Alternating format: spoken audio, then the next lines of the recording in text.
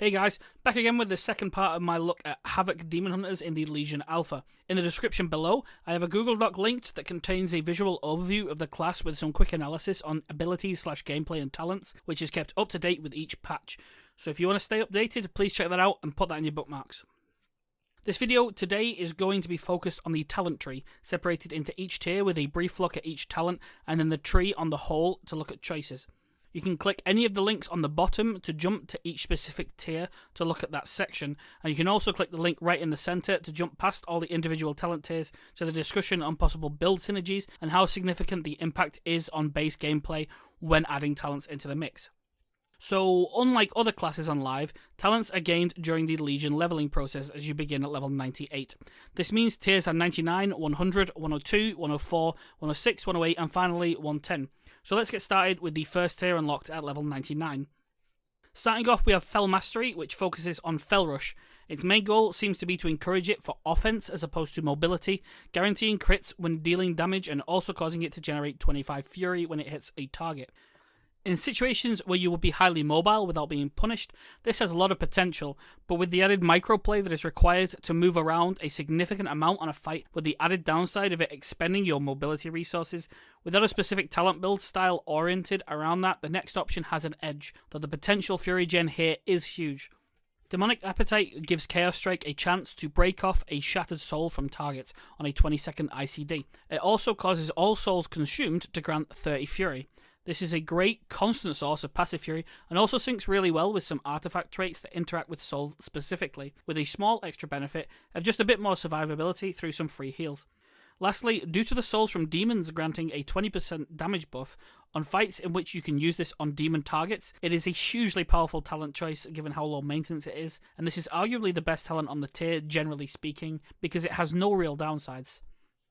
Lastly, we have Blind Fury. This is a 50% increase to the duration and by extension the damage of I-Beam. It has a few small interactions with some artifact traits, and I-Beam is a good tool to use for AoE, so amping its damage is still great. Unfortunately, it comes with a pretty large downside of rooting you for an extra second while the cast is being channeled, which can increase the danger of using it. Since it has no real interaction though with Fury either, having neither of the other options can really lead to a build lacking in passive gen. Next up is the level 100 talents you'll grab just as you leave the start zone. First is likely the go-to talent in pretty much all situations at the moment, which is Prepared, causing Vengeful Retreat to generate 75 Fury over 6 seconds and dropping its cooldown to 15 seconds. The passive gen this gives is absolutely huge, and with a relatively simple animation cancelling doable on retreat on the alpha, it doesn't displace you too drastically either, so it has a minimal effect on your DPS. The one downside though is it means retreat will be used almost exclusively in an offensive sense because of the significance of the Fury gain, losing access to a really good escape tool unless you plan around this in an encounter. One of the more controversial talents then over the course of the alpha has been moved down to this tier recently, that being Demon Blades. This removes access to Demon's Bite, your active builder, and instead replaces it with an auto attack proc that deals bonus shadow damage and generates similar Fury. Bugs aside, of which there have been quite a few, the talents got a lot of unnecessary hate, but also a lot of really very justified criticism. The theoretical point at which this has the advantage of freeing up global cooldowns from not having to actively use Demon's Bite means it has a really good ceiling it could possibly reach, but at the moment it isn't realistic, especially with Prepared now locked off for passive gen. This is compounded by the only active way of increasing the gen it provides is via haste, which also consequentially reduces the global cooldown itself, ergo requiring more Fury to sustain that GCD lock to become strong. Being how complex the under-the-hood aspect of Demon Blades is to actually hit a balanced state then, it's not really great that it looks so simple on the surface for players either. At the moment, I'd have strong reservations about this being a good choice, and it is arguable if it's even much of a DPS gain at all in its current state, whilst having the downside as well of also really slowing down the pace of the gameplay. Finally, for 100, Fel Eruption is a simple, medium-range, short, single-target stun with a high-scaling nuke attached on a short 25-second cooldown with a 20 Fury cost. Whilst this damage is pretty solid, despite being physical, the extra cost alongside losing Prepared at the same time now has, I'd say, too much of an impact on your resource to make it appealing. It could, however, have some small uses in situations where you really need those ranged stuns, but that could also just be covered by jumping around and using Chaos Nova. First of the leveling tiers at 102 starts you off with Fellblade. This talent has had numbers bounce around it quite a bit, but currently it's a short haste scale 15-sec cooldown strike with a short 15-yard charge to your target attached, dealing solid fire damage, so it bypasses armor but doesn't scale with mastery, and generates 40 fury.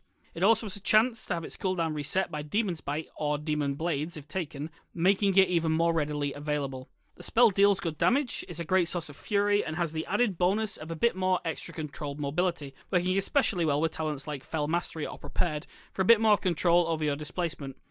Lastly, adding that extra button into the rotation, which also generates fury instead of consuming it, makes it much more fluid and interactive with a bit more to react to. If you can't tell yet, I personally really like Fellblade mechanically and as a talent, so I'm a little bit biased. First Blood has had a bit of a change recently, reducing the fury cost of Blade Dance all the way down to 15, alongside causing the first target hit to take an additional 200% of the damage on cast. This makes Blade Dance casts more versatile with the bonus damage, and reducing the cost makes it a less punishing opportunity cost to not spend that fury on Chaos Strike instead. Unfortunately, the point where this change came in, Blade Dance received a flat nerf which indirectly reduced the bonus damage gap First Blood created, making this talent slightly odd, adding single target benefit to a spell increasingly becoming AoE focused. The biggest issue though for me with this talent at the moment is pitted against Fellblade, which has a profound effect on your resource gen, your fluidity of your rotation, and it directly impacts your usability of your rotational skills. Last on the tier is Demon Reborn, which causes your Metamorphosis casts to reset all of your cooldowns. Whilst it sounds cool, and it has a few token interactions with some talents and artifact traits, the loss of other talents on the tier for such a small gain on your primary cooldown feels really weak, and given the main benefit is an extra I-Beam or Chaos Nova, the opportunity cost of not casting or working toward annihilations or death sweeps in that window is really painfully noticeable. 1 of 4 is a defensive focused tier, starting off with Netherwalk. Whilst it currently doesn't, it is intended to replace Blur completely as your only active defense, causing it to grant immunity for 5 seconds and increasing movement speed by 100%, at the expense of a longer cooldown at 1.5 minutes and a pacify attached blocking all spellcasts and attacks. Obviously, any immunity has uses, especially on such a low cooldown, as we've all seen in the last few expansions. Think of it as a more versatile but more punishing Cloak of Shadows.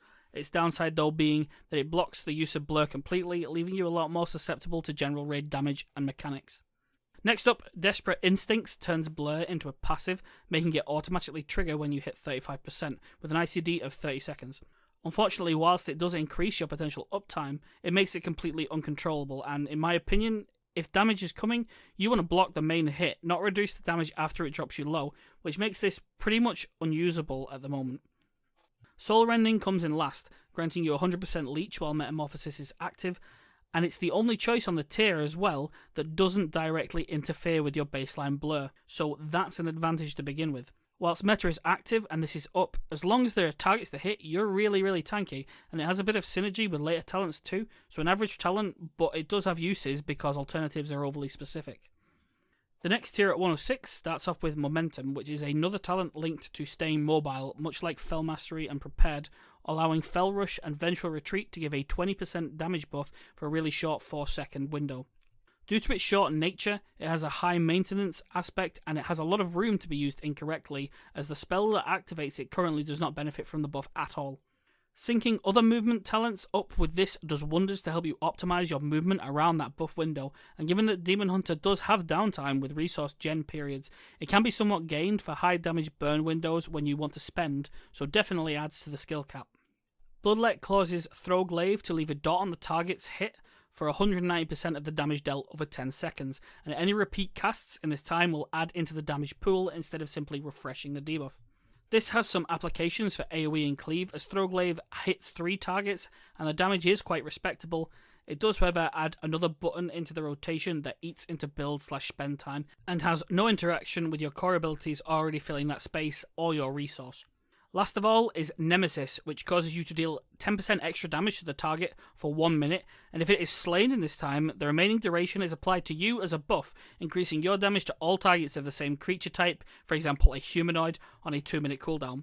The recent nerf that pushed this down from 100% uptime down to 50 has had enough of an effect, I'd say, that it could be losing out to both other options on the tier by a significant amount. However, it is solo maintenance that it could easily see use in an encounter type where the alternatives have no room to be capitalized upon effectively. At 108, we start with Master of the Glaive, which very simply adds a second charge to throw glaive and causes hits to snare the target for 6 seconds. This could have some uses in situations where you need the slow, or if you're taking Bloodlet and it's the optimal talent for you, but other talents here have specific uses or good synergies with talent builds if you were to be taking those, so that needs to be considered. Up next is Unleash Power, reducing the cooldown of a Chaos Nova by 33% and removing its fury cost completely. This has good applications in situations where you need more frequent stuns, so like dungeons, and syncs up well with a couple of other talents as well, and artifact perks in particular, though on its own it is quite weak and its applications are really specific. Lastly, Chaos Cleave causes Chaos Strike to simply hit a second target. Some unusual bugs really are still there, and so I couldn't say, because of that, whether or not the theorized advantages of extra fury from decoupled crits will actually make it in, but having your primary spender hit a second target is a huge bonus in any situation where you have 2 targets or more stacked, so this talent has a lot of potential as long as it works properly. The final tier, accessible at 110, starts with Chaos Blades, a huge auto-attack steroid that also extends your mastery bonus to non-chaos spells for 12 seconds on a 2-minute cooldown. It's the more bursty option, and it does have some good strengths as a fire and forget cooldown that amps up your burst damage for the period it's active, but other than that it isn't particularly complex. It does have some small gameability though, if you use it during your build period, as the chaos damage buff is affecting your usually physical Demon's Bite or Demon Blades respectively, and then you can dump afterwards. Up next is Feld Barrage, an active ability that deals large chaos damage in an AoE around you with a short channel. It has a maximum of 5 charges and all are consumed on cast to multiply the damage relative to the charges. This comes with a 30-second recharge at the base, but a refund mechanic on attacks when you hit. The damage currently is pretty strong, and the charge aspect gives it a bit of versatility, where you can use it more frequently but for less damage if you're looking for a bit more sustained overburst in AoE. And the last talent is one that's had a whole lot of positive things said about it and a lot of people are excited about, which is Demonic. This causes I-Beam and Chaos Nova to enter you into a very brief metamorphosis state for 5 seconds, though this does not interact with Demon Reborn. This is an interesting talent as it basically buffs those 2 abilities by adding a secondary of allowing meta ability casts shortly after. Even more so, Death Sweep in AoE situations in which you can sit the cooldown out while not in meta is really strong. It has a good number of synergies with talents and especially artifact traits, and is the only real way to increase your metamorphosis uptime significantly. So with Annihilation recently losing its AoE component, this talent seems to be more focused on the sustained damage or short burst oriented windows, though allowing those more frequent death sweeps as mentioned earlier could have a really massive effect on frequent AoE periods for Havoc. That covers all of the tiers then, so I'm just going to take a couple of minutes quickly to go through potential build synergies you're going to be looking at to have a suitably significant effect on the way you play it. The first is the mobility spec, as it were, which will be Fell Mastery, Prepared, Fell Blade, and Momentum, and then any other choices you want after that. This involves you focusing on the momentum windows and the advantages of using the mobility tools that now have buffs through Prepared and Fell Mastery, and also giving you massive fury spikes while using them. Generally speaking, it's going to be high maintenance to get that working properly, and there is a lot of factors that you're going to have to take in to make this work. But in things like AoE windows or burst windows or anything like that where there's priority targets that are only up every so often, that has a lot of potential damage involved in it. Lastly, there are a few talents that just have synergy between themselves. So you've got the Prepared and the Fell Mastery, as I've mentioned before, and the Fell Blade in both of those. But you've also got things like Bloodlet and Master of the Glaive. Now these 2 talents, Master of the Glaive doesn't have a massive effect, but it does mean that you can pool up that damage, or that you aren't punished for not using Throw Glaive straight away. So you can stack up a really big Bloodlet bleed straight away on targets as they spawn, or during AoE. So generally you need to consider that the Demon Hunter talent tree is really synergistic. No one talent on its own defines its strength. It's the sum of its parts with the other talents that generally work with it together. That's what's unusual generally, I'd say, about the talent tree, and is what makes it really appealing to me as well, is that none of the trees are fire and forget, you pick this talent. You're generally given the option as to, have you picked this talent? Would you like to do this? And these are all the kind of things that make for an engaging type of gameplay choice. Especially given that all of the talent tree choices or the builds that you can use do really change the way you play your Demon Hunter. You aren't going to be playing with a demonic spec the same as you're going to be playing with a mobility spec. And that's great. Obviously, there's going to be the min-max people, and that's going to be a problem ultimately for them and for the general people who really want to do that. But giving you the option to decide how you approach the game is massive, and I'd say that is a huge thumbs up to the design of the spec, and the talent tree is probably the point where they nailed it the most. So that's part 2 down. Last up is the artifact video, which will be on its way as soon as possible, which will obviously be covering the artifacts and take a comprehensive look at the full spec now with all of the aspects combined. If you enjoyed the video, please hit subscribe, and I'll see you next time.